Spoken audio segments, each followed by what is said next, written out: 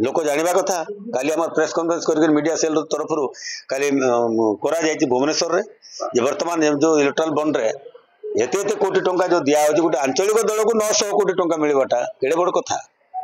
तो कौन से स्वार्थ कहीं दौरान अन्य दल को कहीं दौना कहीं कम्युनिस्ट को देले नहीं जेएमएम को देले नहीं सीपीआई को देले नहीं अन्य पार्टी को देले नहीं कांग्रेस को देले नहीं कहीं देले कोटे प्रियाप्रीति शोषण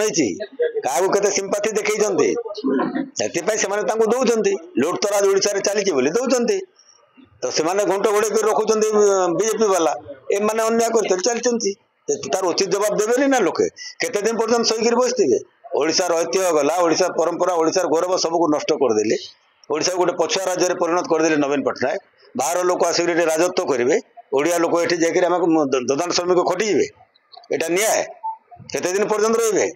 नो जंगल राज इन ओडिशा कांग्रेस आसब ये पवित्र भूमि यहाँ हूँ गोपबंधु जमी ये माटी यहाँ हूँ मधुसूदन माटी यहाँ हूँ वीर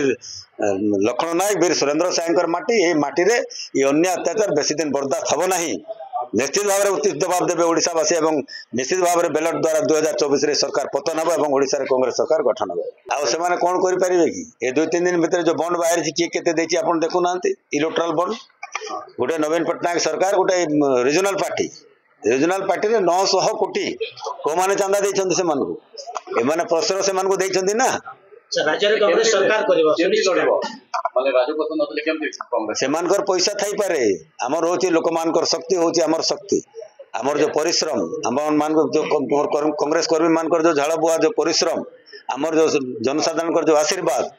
ओडिशार जनसाधारण आशीर्वाद रे ये सरकार कुआले पलि जीवो ये केबे भी भाभी पारिबो नै पैसा भी काम दिया 25 वर्ष कम्युनिस्ट सरकार पलि गला किए भाभी केबे आसीबो बोली तेणुक 25 वर्ष नवीन पट्टनायक सरकार भी जीवार सुनिश्चित।